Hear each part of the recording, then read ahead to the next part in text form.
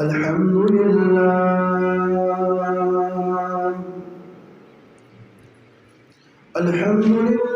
نحمده ونستعينه ونستغفره ونؤمن به ونتوكل عليه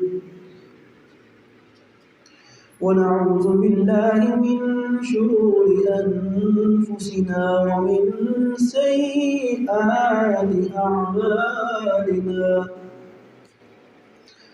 من يهده الله فلا مضل له ومن يضلله فلا هادي له ونشهد أن حبيبك ومحبوبك صلى الله عليه وسلم بلغ الرسالة وأدى الأمانة ونصح الأمة وكشف الغمة أما بعد فأعوذ بالله من الشيطان الرجيم بسم الله الرحمن الرحيم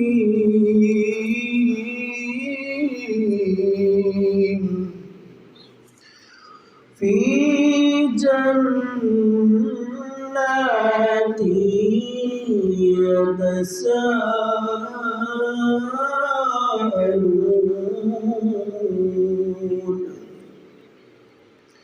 عن المجرمين ما سلككم في سقر قالوا لم نك من المصلين ولم نك نطعم المسكين وكنا نخوض مع الخائضين وكنا نكذب بيوم الدين حتى أتانا اليقين وقال الله تبارك وتعالى في القرآن المجيد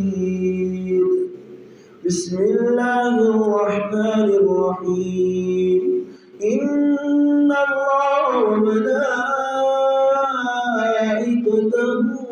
يصلون على النبي يا أيها الذين آمنوا صلوا عليه وسلموا تسليما जहाँ तक आवाज़ जा रही है मोहब्बत और अकीदत के साथ दरूद पाक में शामिल हो जाए। अस्सलामु अलैका सय्यदी या रसूल अल्लाह वअला आलिका वअस्हाबिका या सय्यदी या हबीब अल्लाह अस्सलातु वस्सलामु अलैका या सय्यदल मुरसलीन वअला आलिका वअस्हाबिका या रहमतल लिल आलमीन। हुज़ूर पाक सल्लल्लाहु अलैहि वसल्लम का फरमान है कि जिसने मुझ पर एक बार दरूद पाक पढ़ा अल्लाह पाक उस पर 10 रहमतें नाजिल फरमाता है। जिसने 10 बार दरूद पाक पढ़ा अल्लाह पाक उस पर 100 रहमतें नाजिल फरमाता है। जिसने 100 बार दोनों दुरूशी पढ़ा अल्लाह पाक उसकी दोनों आंखों के दरमियान लिख देता है कि ये बंदा निफाक और जहन्नुम की आग से आज़ाद है और उसे क़यामत के दिन शहीदों के साथ रखेगा। अल्लाह करीम ने कुरान पाक में इरशाद फरमाया, सूरतुल मुद्दस्सिर की आयात मुबारका आपने समाअत फरमाई। अल्लाह पाक ने फरमाया कि बागों में होंगे, वो पूछ रहे होंगे मुजरिमों से कौन सी चीज़ तुम्हें दोज़ख में ले गई। وہ کہیں گے ہم نمازیوں میں سے نہیں تھے اور مسکین کو کھانا نہیں کھلاتے تھے اور بیہودہ فکر والوں کے ساتھ بیہودہ باتیں سوچتے تھے، اور ہم انصاف کے دن کو جھٹلاتے رہے یہاں تک کہ ہمیں موت آئی۔ اللہ اکبر۔ ماہ رمضان کا آخری عشرہ جاری و ساری ہے۔ آج جمعۃ الوداع ہے۔ رمضان آیا اور چل بھی دیا۔ کچھ ہی دن پہلے کی بات ہے کہ عاشقان رسول، عاشقان رمضان انتظار میں تھے کہ رمضان المبارک آنے والا ہے۔ رمضان المبارک کی تیاریاں کی جا رہی تھیں، مگر یہ برکت والے دن تیزی سے گزرتے چلے گئے۔ پس چند ہی دن بعد ماہ رمضان ہم سے رخصت ہو جائے گا۔ اللہ، ابھی چند دن باقی ہیں، یہ مبارک گھڑیاں جلد ہی ختم ہو جائیں گی۔ ان مبارک لمحات کو غنیمت جانتے ہوئے خوب توبہ استغفار کر لیں، جتنا ہو سکے نیکیاں کر لیں، اپنے وقت کو ذکر الہی میں گزار لیں، درود پاک سے اپنے دل روشن کر لیں کہ زندگی میں دوبارہ ماہ رمضان نصیب ہوگا یا نہیں، اس کی ہمارے پاس کوئی گارنٹی نہیں۔ اللہ پاک ہمیں ان مبارک لمحات کو غنیمت جاننے اور ان میں خوب نیکیاں کر کے بخشش کا سامان کرنے کی توفیق عطا فرمائے۔ ہم نے ابتدا میں پارہ 29 سورۃ مدثر کی آیت 40 تا 47 سننے کی سعادت حاصل کی۔ ان آیات میں قیامت کا ایک منظر بیان کیا گیا ہے۔ یہ اہل جنت اور اہل جہنم کے درمیان ہونے والا ایک مکالمہ ہے، آپس کی بات چیت ہے۔ یہ بات چیت کب ہوگی؟ اہل جنت کیا پوچھیں گے، جہنمی کیا جواب دیں گے؟ آئیے قرآنی آیات اور ان کی وضاحت سماعت فرمائیں۔ اللہ پاک فرماتا ہے کہ فی جنات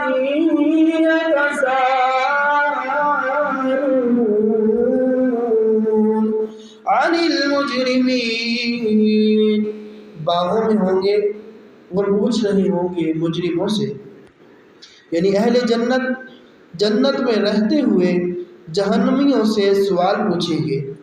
حضرت عبداللہ بن مسعود رضی اللہ عنہ فرماتے ہیں کہ روز قیامت ہمارے آقا مکی مدنی مصطفیٰ صلی اللہ علیہ وسلم اور دیگر انبیاء کرام علیہ السلام، حضرت جبریل علیہ السلام اور دیگر فرشتے، ان کے بعد صدیقین اور شہداء، یہ سب گناہ گار مسلمانوں کی شفاعت کریں گے، یہاں تک کہ سب اہل جنت یعنی گناہ گار مسلمان جنہوں نے بالآخر جنت ہی میں آنا تھا، جنت میں، اور سب جہنمی یعنی کافر جنہوں نے ہمیشہ جہنم ہی میں رہنا ہے، یہ جہنم میں رہ جائیں گے۔ اب اہل جنت میں رہتے ہوئے جہنمیوں سے پوچھیں گے کہ ما سلککم فی سقر، کون سی چیز تمہیں دوزخ میں لے گئی؟ اہل جنت کے اس سوال کے جواب میں جہنم میں موجود کافر جہنم ہی میں رہتے ہوئے جواباً اپنے 4 جرم گنوائیں گے۔ وہ کیا ہیں کہ قالوا لم نک من المصلین ولم نک نطعم المسکین وَكُنَّا نَخُوضُ مَعَ الْخَائِضِينَ وَكُنَّا نُكَذِّبُ بِيَوْمِ الدِّينِ حَتَّى أَتَانَا الْيَقِينُ۔ وہ کہیں گے کہ ہم نمازیوں میں سے نہیں تھے اور مسکین کو کھانا نہیں کھلاتے تھے اور بیہودہ فکر والوں کے ساتھ بیہودہ باتیں سوچتے تھے، اور ہم انصاف کے دن کو جھٹلاتے رہے یہاں تک کہ ہمیں موت آئی۔ اے عاشقان رسول، یہ 4 جرم ہیں جو جہنم میں لے جانے والے ہیں۔ ہمیں چاہیے کہ ان 4 برے کاموں برے جرموں سے اپنے آپ کو بچایا کرے۔ جمعۃ الوداع ہے، ماہ رمضان کی آخری گھڑیاں ہیں، کل انشاءاللہ الکریم 27ویں شب بھی ہوگی، لہٰذا ان بابرکت دنوں کی برکت لوٹتے ہوئے آج ہمیں یہ پکی سچی نیت بنا لینی چاہیے کہ ہم جہنم میں لے جانے والے ان 4 جرموں سے زندگی بھر بچتے رہیں گے۔ کون کون سے جرم ہیں؟ اہل جہنم اپنا پہلا جرم بتاتے ہوئے کہیں گے کہ قالوا لم نک من المصلین، وہ کہیں گے ہم نمازیوں میں سے نہیں تھے۔ اس سے معلوم ہوا کہ نماز نہ پڑھنا یہ جہنم میں لے جانے کا سبب ہے، ایک وجہ ہے۔ یاد رکھیے، ایک ہے نماز کے فرائض ہونے کا، فرض ہونے کا انکار کرنا۔ اگر کوئی شخص معاذ اللہ نماز کی فرضیت ہی کا انکار کر دے تو وہ کافر ہو کر دائرہ اسلام سے خارج ہو جائے گا۔ اللہ اکبر۔ اور خدا نخواستہ اسی حال میں مر گیا تو پکا جہنم ہی ہوگا اور ہمیشہ ہمیشہ کے لیے جہنم میں رہے گا۔ مگر وہ شخص جو نماز کو فرض تو مانتا ہے مگر پڑھتا نہیں ہے، اسے بھی عبرت حاصل کرنی چاہیے، کیونکہ جہنمی یہ نہ کہیں گے کہ ہم نماز کو فرض نہیں مانتے تھے، بلکہ وہ کہیں گے کہ ہم نماز نہ پڑھتے تھے۔ معلوم ہوا نماز پڑھنا یہ مسلمان ہونے کی نشانی ہے، اور نماز نہ پڑھنا یہ کافروں کا طریقہ ہے۔ افسوس ہے ان نادان مسلمانوں پر جو نماز کو فرض تو مانتے ہیں، اس کے باوجود نماز میں سستی کرتے ہیں۔ حدیث پاک میں ہے کہ ہمارے پیارے آقا صلی اللہ علیہ وسلم نے فرمایا کہ ہمارے اور کافروں کے درمیان فرق نماز ہے۔ اللہ اکبر۔ ایک حدیث شریف میں فرمایا کہ جس نے جان بوجھ کر نماز کو ترک کیا بلا شبہ اللہ پاک کا ذمہ اس سے بری ہے۔ اللہ اکبر۔ یعنی نماز کی برکت سے انسان دنیا میں آفتوں سے، مرتے وقت خرابی خاتمہ سے، قبر کے امتحان میں فیل ہونے سے اور حشر میں مصیبتوں سے امن میں رہتا ہے۔ لہٰذا جو جان بوجھ کر نماز ترک کرتا ہے وہ اللہ پاک کی امان میں نہیں رہتا۔ اے عاشقان رسول، نماز نہ پڑھنا کتنا نحوست والا عمل ہے، اس کا اندازہ اس حکایت سے لگائیے کہ چنانچہ ایک بار اللہ پاک کے پیارے نبی حضرت عیسیٰ علیہ السلام کا ایک پہاڑ پر گزر ہوا۔ آپ نے دیکھا وہاں ایک شہر ہے، اللہ پاک نے اس شہر کو بے شمار نعمتوں سے نوازا ہے، وہاں باغات ہیں، پھل پھول ہیں، وہاں کے رہنے والوں کے پاس مال مویشی بھی ہیں، اور سب اللہ پاک کی اطاعت اور عبادت کرتے ہوئے خوشحال زندگی گزار رہے ہیں۔ ان شہر والوں نے جب اللہ پاک کے نبی حضرت عیسیٰ علیہ السلام کو دیکھا تو آپ کی نہایت تعظیم کی اور بہت احترام سے پیش آئے۔ 3 سال کے بعد حضرت عیسیٰ علیہ السلام کا دوبارہ اس جگہ سے گزر ہوا تو آپ یہ دیکھ کر حیران رہ گئے کہ اس شہر کے باغات اور مکانات اجڑ گئے ہیں، نہریں اور چشمے خشک ہو چکے ہیں، اب نہ وہاں پھول اور پھل ہیں، نہ جانور، نہ کوئی آدمی وہاں رہتا ہے۔ ایسے خوشحال شہر کا ایسا شکستہ حال دیکھ کر حضرت عیسیٰ علیہ السلام نے اللہ پاک کی بارگاہ میں عرض کیا، الہی اس شہر کے لوگ کس مصیبت میں گرفتار ہوئے؟ ان کے درختوں، چشموں اور عمارتوں کی بربادی کا کیا سبب ہوا؟ ان کو نظر بد لگی یا کسی نے ان پر جادو کر دیا؟ کسی دشمن نے انہیں شکست دی یا تیری اطاعت اور فرما برداری چھوڑنے کی انہیں سزا ملی ہے؟ حضرت عیسیٰ علیہ السلام کی اس عرض پر حضرت جبریل امین علیہ السلام حاضر خدمت ہوئے اور عرض کیا کہ اللہ پاک کے نبی اس شہر کو نہ تو نظر لگی ہے، نہ انہوں نے اللہ پاک کی اطاعت ترک کی، نہ ان پر جادو کیا گیا۔ ان کی بربادی کا اصل سبب یہ ہوا کہ ایک روز اس شہر سے ایک بے نمازی کا گزر ہوا، اس نے ان کے چشمے میں منہ دھو لیا۔ اس بے نمازی کے چہرے سے لگنے والے پانی کی یہ نحوست ہوئی کہ ان کے چشمے سوکھ گئے، ان کے باغات ویران ہو گئے اور یہ شہر اجڑ گیا۔ پھر حضرت جبریل علیہ السلام نے عرض کیا، اے عیسیٰ علیہ السلام، آپ نے بے نمازی کی دنیاوی نحوست میں ملاحظہ فرما لی، روز قیامت جہنم کو نماز نہ پڑھنے والوں ہی سے بھر دیا جائے گا۔ اللہ اکبر۔ جہنمی جنتیوں کے سوال پر اپنا دوسرا جرم بیان کرتے ہوئے کہیں گے کہ وَلَمْ نَكُ نُطْعِمُ الْمِسْكِينَ، اور مسکین کو کھانا نہیں کھلاتے تھے۔ اللہ اکبر۔ معلوم ہوا مسکینوں غریبوں کی دیکھ بھال نہ کرنا، ان پر صدقہ و خیرات نہ کرنا بھی کافروں کا طریقہ ہے۔ اب مسلمانوں کے ہاں بھی غریبوں مسکینوں کی خبر گیری کرنے والے بہت کم لوگ ہیں۔ ہم اپنے معاشرے سے غربت کا خاتمہ نہ بھی کر پائیں تو کم از کم ہم اپنے چند پیسوں کے ذریعے غریبوں کی بھوک میں کچھ تو کمی کر ہی سکتے ہیں۔ غریبوں مسکینوں کی مدد نہ کرنا یہ کافروں کا شعار تھا، مگر اب کئی ایسے کافر ہیں جو ویلفیئر سوسائٹی چلاتے ہیں، لیکن یاد رکھیے کافروں کے یہ اعمال دنیا تک ہیں، انہیں ان کے ایسے اعمال کا بدلہ دنیا ہی میں دے دیا جائے گا، آخرت میں ان کا کوئی حصہ نہیں۔ مگر مسلمان کے لیے تو الحمدللہ دنیا پہ بھی اجر ہے اور آخرت میں بھی جنت کی اعلیٰ نعمتیں ہیں۔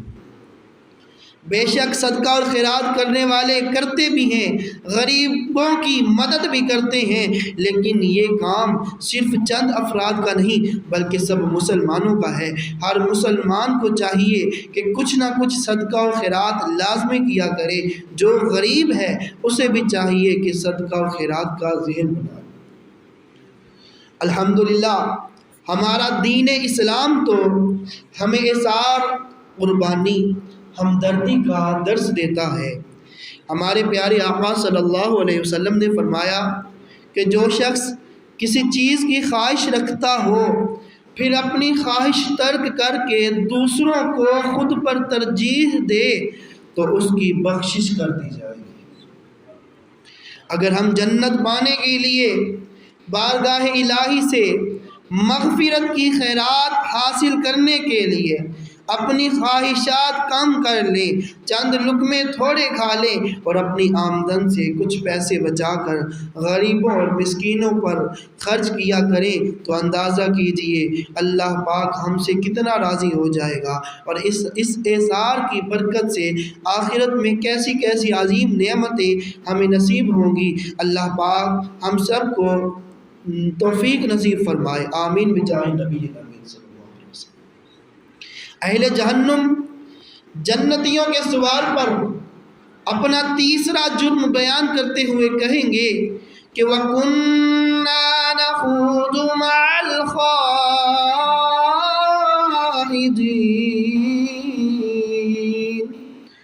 اور بےہودہ فکر والوں کے ساتھ بےہودہ باتیں سوچتے تھے۔ حضرت قتادہ رضی اللہ تعالی عنہ اس آیت کا معنی بیان کرتے ہوئے فرماتے ہیں جب کوئی شخص گمراہی کے راستے پر چلتا تھا تو ہم اس کے ساتھ ہو لیتے تھے۔ معلوم ہوا کہ گمراہوں کے پیچھے چلنا، گمراہی والے کاموں میں دلچسپی لینا اور نیکیوں سے اچھے کاموں سے منہ موڑنا یہ بھی کافروں کا طریقہ اور جہنم میں لے جانے والا کام ہے۔ اس معاملے میں بھی اب مسلمانوں کا حال عجیب ہے، جیسے ہی کوئی وقت برباد کرنے کا ذریعہ، جنت سے دور اور جہنم کے قریب کرنے والی، راہ حق سے ہٹانے والی کوئی چیز لانچ ہوتی ہے، تو معذرت کے ساتھ ایک تعداد مسلمانوں کی جو اسے اپنانے میں پیش ہوتی ہے۔ فلمیں، ڈرامے، گانے باجے لانچ ہوتے ہوئے تو علماء کرام کے منع کرنے کے باوجود دیکھتے ہی دیکھتے ایک وائرس کی طرح یہ بیماری ہمارے معاشرے میں پھیل نہیں گئی تھی؟ کیا گھر گھر میں VCR رکھنے والے مسلمان ہی نہیں تھے؟ کیا کیبل کے ذریعے غیر مسلموں کے چینل اپنے گھروں میں چلا کر بے حیائی پھیلنے کا سبب بننے والے مسلمان ہی نہیں تھے؟ خلاف سنت لباس اپنانے میں مسلمان پیش رہے، داڑیاں کٹوا کر سنت رسول کو معاذ اللہ نالی میں بہانے میں مسلمان پیش رہے، ننگے سر کا گھومنے کا رواج اپنایا، بے پردگی، بے حیائی کو ہم نے اپنے معاشرے کا حصہ بنا دیا۔ اب رہی صحیح کسر سوشل میڈیا نے نکال دی اور ابھی معاشرے کا بیڑا غرق کر کے رکھ دیا۔ کیا یہ سب گمراہیاں، بے حیائیاں، دین اور جنت سے دور کرنے والے ذرائع مسلمانوں نے نہیں اپنائے؟ پھر اس کے ساتھ ساتھ اس پر غور کیجئے کہ سنت کے مطابق داڑھی رکھنے والوں پر تانے کسنے والے کون ہیں؟ علماء کرام کا مذاق اڑا کر جہنم کے حقدار بننے والے کون ہیں؟ مبلغین کو ٹیڑھی نظروں سے دیکھنے والے، جھوٹ بول کر تجارت کرنے والے، جھوٹوں کی حمایت کرنے والے، بے دینوں کے لیے راستے ہموار کرنے والے، یہ سب کون ہیں؟ کیا مسلمان آج یہ سب کچھ نہیں کر رہے؟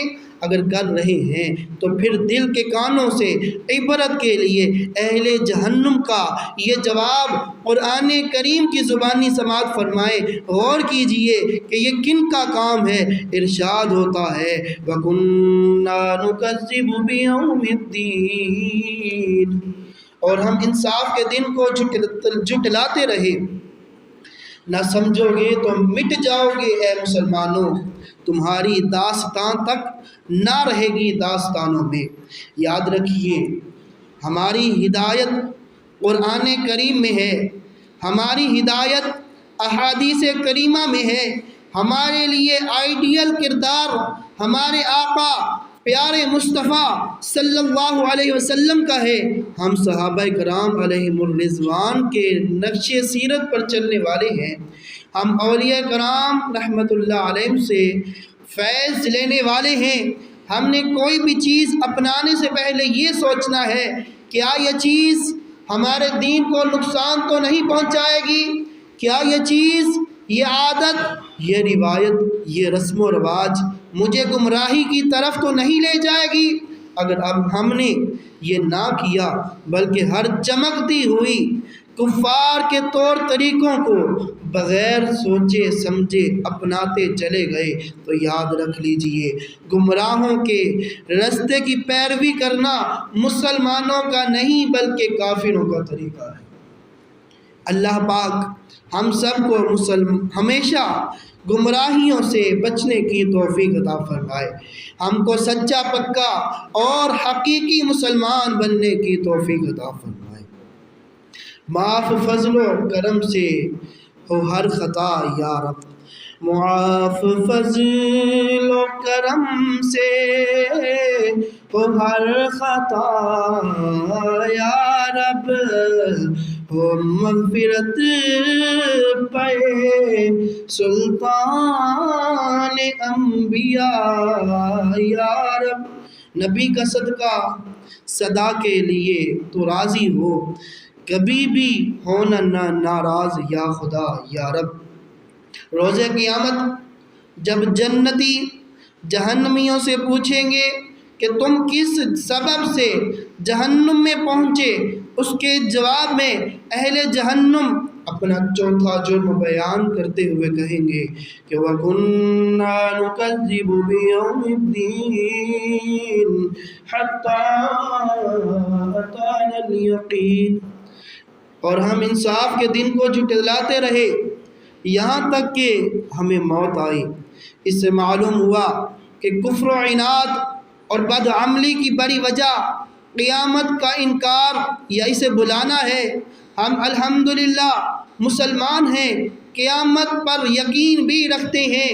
جو معاذ اللہ قیامت کا انکار کر دے وہ تو مسلمان ہی نہیں رہے گا بلکہ کافر ہو جائے گا۔ بے شک ہر مسلمان قیامت پر ایمان اور یقین رکھتا ہے، مگر قیامت کے متعلق اپنے یقین کی کیفیت کے متعلق تھوڑا غور کرنے کی ضرورت ہے۔ قرآن کریم نے مسلمانوں کے اوصاف بیان کرتے ہوئے فرمایا کہ وَبِالْآخِرَةِ هُمْ يُوقِنُونَ، اور وہ آخرت پر یقین رکھتے ہیں۔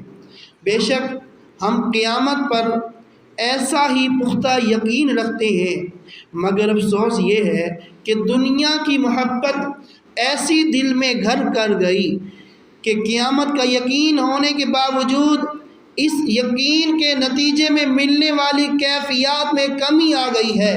ورنہ دیکھیے، ہمیں یقین ہے کہ آگ جلاتی ہے، اور اس سے بھی کہیں زیادہ پکا یقین ہے کہ قیامت لازمی آئے گی۔ اس کے باوجود کوئی بھی کبھی بھول کر بھی آگ میں ہاتھ نہیں ڈالتا، جبکہ گناہ جو قیامت کے روز سخت نقصان کا سبب بن سکتے ہیں یہ جان بوجھ کر کیے جاتے ہیں۔ معلوم ہوا ہمیں قیامت پر یقین تو بے شک ہے، مگر دنیا کی محبت، مال دولت کی محبت، حرص و لالچ اور گناہوں کی سیاہی نے اس یقین کے نتیجے میں پیدا ہونے والی خوف خدا والی کیفیت کو ماند کر دیا ہے۔ اس کا نقصان یہ ہوا کہ ہم گناہوں پر دلیر ہو گئے، دل سے خوف خدا کم ہو گیا۔ بعض نادان تو ایسے بے باک بھی ہوئے کہ ان کا مزاج ہے جو ہوگا دیکھا جائے گا۔ کوئی نماز کی دعوت دے، قبر اور آخرت کی یاد دلائے، قبر کی تیاری کا ذہن بنائے، جنت میں لے جانے والے اعمال کی ترغیب دلائے، جہنم میں لے جانے والے کاموں سے بچنے کا ذہن بنائے، تو کہتے ہیں کہ اللہ پاک بہت مہربان ہے، قیامت کے دن جو ہوگا دیکھا جائے گا۔ یہ سخت جہالت اور بے باکی والا جملہ ہے۔ حقیقت میں دیکھنے کا مقام قبر اور آخرت نہیں، دیکھنے کا مقام تو دنیا ہے۔ یہاں دیکھنا ہے کہ ہم کیا کر رہے ہیں۔ اللہ پاک نے قرآن پاک میں ارشاد فرمایا کہ وَلْتَنظُرْ نَفْسٌ مَّا قَدَّمَتْ لِغَدٍ، اور ہر جان دیکھے کہ اس نے کل کے لیے آگے کیا بھیجا ہے۔ یہ قرآنی حکم اس دنیا کے لیے ہے، اسی زندگی میں دیکھنا ہے کہ ہم آخرت کے لیے کیا کر رہے ہیں، قبر کی کتنی تیاری ہو رہی ہے، نیکیاں کتنی کر رہے ہیں، گناہوں سے بچ رہے ہیں یا نہیں۔ جیسے ہی ہم اس دنیا سے جائیں گے، موت واقع ہوگی، تب سے ہی دیکھنے کا وقت ختم اور سزا اور جزا کا وقت شروع ہو جائے گا۔ لہٰذا جو دیکھنا ہے، اپنا جائزہ لینا ہے، اپنے اعمال کا محاسبہ کرنا ہے، حساب کرنا ہے، اسی دنیاوی زندگی میں کرنا ہے۔ خیر، یہ کافروں کا وصف ہے کہ وہ قیامت پر یقین نہیں رکھتے۔ ہم مسلمان ہیں، بلا شبہ قیامت کو مانتے ہیں، اس کا یقین رکھتے ہیں۔ ہمارا کردار، زندگی گزارنے کا رنگ ڈھنگ ایسا ہوتا چلا جا رہا ہے کہ جیسے ہم نے کبھی مرنا ہی نہ ہو، ہمیشہ اس دنیا میں رہنا ہو، حالانکہ ہم جانتے ہیں کہ ایسا ہرگز نہیں ہے۔ ہم نے مرنا ہے، قبر میں ہزاروں سال کا قیام ہے، پھر روز قیامت اٹھنا ہے، اللہ پاک کی پاک بارگاہ میں پیش ہونا اور اپنے اعمال کا حساب دینا ہے۔ خدا کی قسم، بارگاہ الہی میں حاضری کا تصور اگر ہمارے ذہنوں میں بیٹھ جائے تو ہم صحیح معنوں میں مسلمان ہو جائیں۔ ہمارے اٹھنے بیٹھنے، چلنے پھرنے، زندگی گزارنے کا انداز بالکل ہی بدل جائے، کیونکہ قیامت کا تصور بن جانے سے دل نرم پڑتا ہے، گناہوں سے نفرت ہوتی ہے اور نیکیوں کی رغبت نصیب ہوتی ہے۔ اسی لیے بزرگان دین نے روزانہ کچھ وقت موت اور قبر و آخرت کے متعلق غور و فکر کرنے کی نصیحت فرمائی ہے۔ حدیث پاک میں ایسی ہی فکر کے متعلق ارشاد ہوا، لمحہ بھر غور و فکر کرنا پوری رات قیام سے بہتر ہے۔ حضرت ابراہیم تیمی رحمۃ اللہ علیہ کے متعلق منقول ہے کہ ایک روز آپ نے تصور باندھا کہ آپ جہنم میں ہیں اور آگ کی زنجیروں میں جکڑے ہوئے تھوہر یعنی زہریلا کانٹے دار درخت کھا رہے ہیں اور دوزخیوں کا پیپ پی رہے ہیں۔ اس تصور کے بعد آپ نے خود سے پوچھا، بتا تجھے کیا چاہیے، جہنم کا عذاب یا اس سے نجات؟ نفس بولا نجات چاہیے، اس لیے میں چاہتا ہوں کہ دنیا میں واپس چلا جاؤں، ایسے عمل کروں جس کی وجہ سے مجھے دوزخ سے نجات مل جائے۔ اس کے بعد ہم نے یہ تصور باندھا کہ جیسے آپ جنت میں ہیں، وہاں کے پھل کھا رہے ہیں، جنتی نہروں کے مشروب پی رہے ہیں۔ یہ تصور باندھنے کے بعد آپ نے خود سے پوچھا، اے نفس تجھے کس چیز کی خواہش ہے، جنت کی یا دوزخ کی؟ نفس نے کہا مجھے جنت کی خواہش ہے، اسی لیے میں چاہتا ہوں کہ دنیا میں جا کر نیک عمل کر کے آؤں تاکہ جنت کی خوب نعمتیں پاؤں۔ اس کے بعد آپ نے خود سے فرمایا کہ اے نفس فی الحال تجھے مہلت ملی ہوئی ہے، یعنی ابھی تم دنیا ہی میں ہو، نیک اعمال کر کے جنت کی تیاری کرو۔ اے کاش ہماری بھی قبر اور آخرت اور قیامت کے معاملات کے متعلق غور و فکر کرنے کی عادت بن جائے۔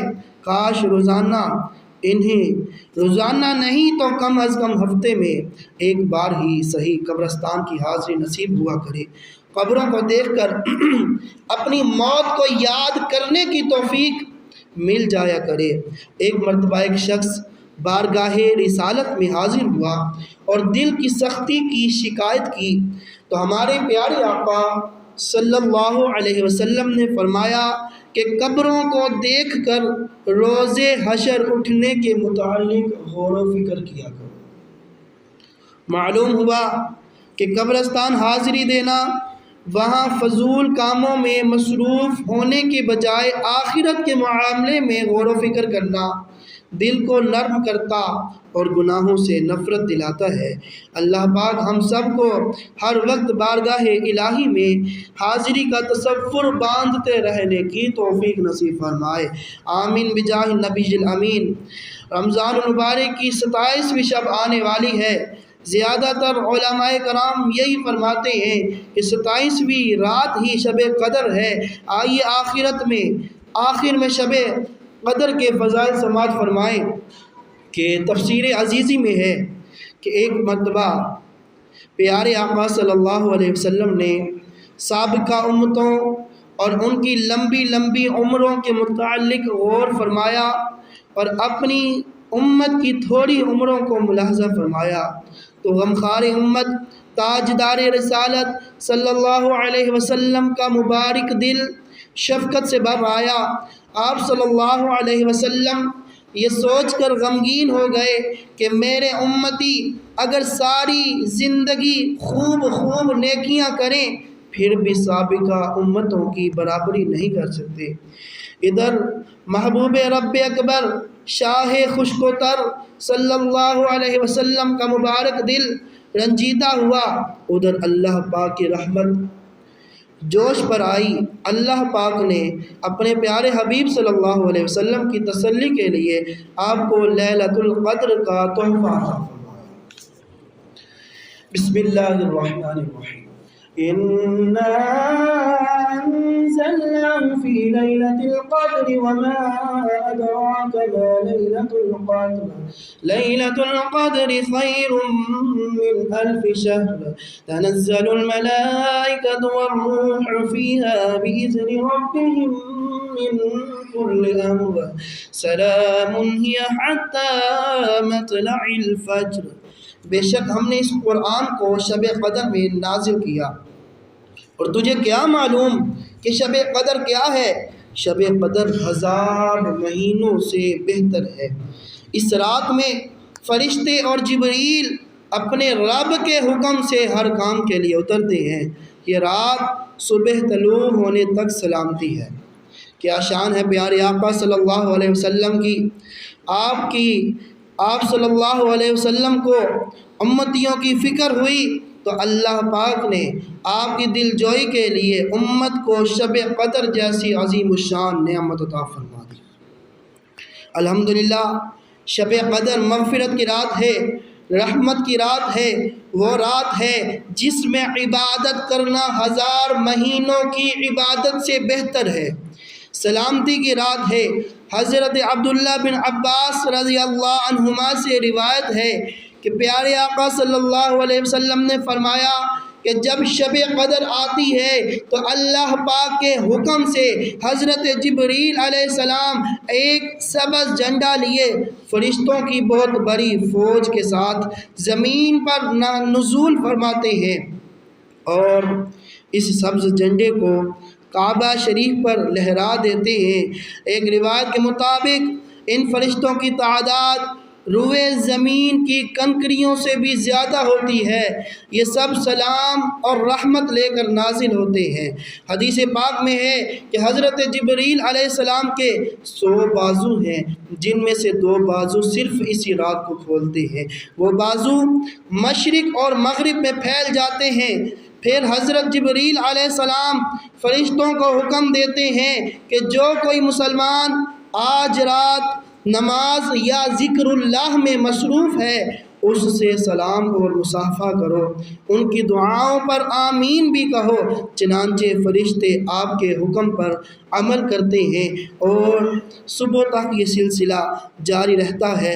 اللہ پاک ہمیں شب قدر دیکھنا، اس کی برکتیں لوٹنا، اس بابرکت رات میں خوب عبادت کرنا نصیب فرمائے۔